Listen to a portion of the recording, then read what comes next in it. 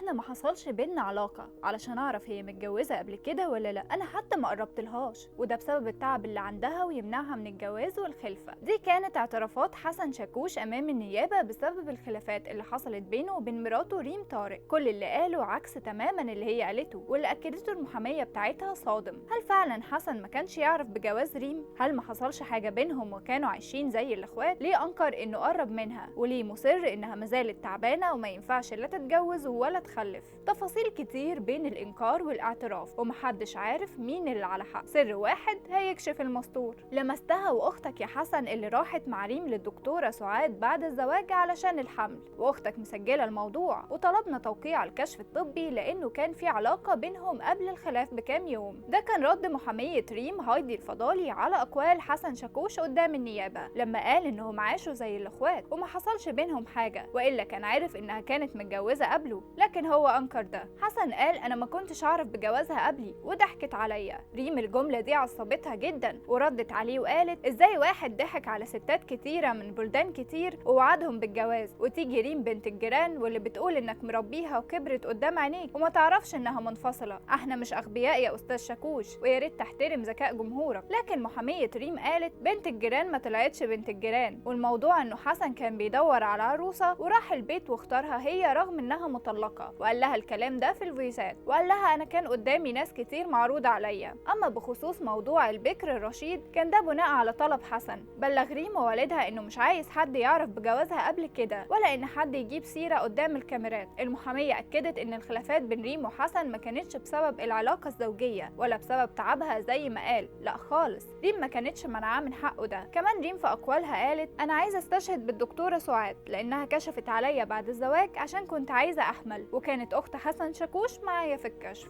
السبب الحقيقي للخلاف ده ان شاكوش طردها من بيتهم بعد 50 يوم بالظبط من الفرح، واخد منها ذهبها ووصل امانه قيمته 500,000 جنيه. كان ماضي شاكوش على نفسه كمؤخر يعني لو طلقها، وقالت انه اخد الوصل ده منها. شاكوش مسكتش وقدم بلاغات ضدها بيتهمها بسرقه نص مليون جنيه ومشغولات ذهبيه من بيته، ونشر اخبار كاذبه على السوشيال ميديا. اما بالنسبه لطرد ريم من البيت بدون ملابس، شاكوش قال انا ما طردتهاش، انا كنت نايم ولما صحيت من النوم قالوا لي انها كانت هنا ولقيت جزء ناقص من المبلغ اللي في الخزنه. المحاميه قالت انه قال في التحقيقات من غير ما ياخد باله عن القايمه. احنا اتفقنا اتفاق شفهي ولم يتم اثباته في قسيمه الزواج. العفش اللي موجود في بيتي كله انا اللي جايبه، وهي جابت اواني وغساله اطباق وثلاث سجاجيد، وانا ما كتبتش وصل امانه ب 500,000 جنيه ولا حاجه. كمان انكر حسن شاكوش اتهام زوجته ريم طارق له بسرقه مشغولاتها الذهبيه، واتهمها بالاستيلاء عليها وزعم سرقتها قائلا الذهب كان معاها وهي عارفه هو فين، وهدومها ومكياجها موجودين عندي في الفيلا وهي ما اخدتهمش وانا مش مانعها تاخدهم. تضارب في الاعترافات كبير. شاكوش بيقول اي اعتراف ريم تنكره فورا، والعكس صحيح. يا ترى فين الحقيقه؟ وهل السبب الحقيقي العلاقه بينهم وانها منعته فعلا، ولا وصل الامانه واللي اتقال؟ كله هيظهر ويبان اكيد لما تخلص التحقيقات. يا ترى مصيرهم هيكون ايه؟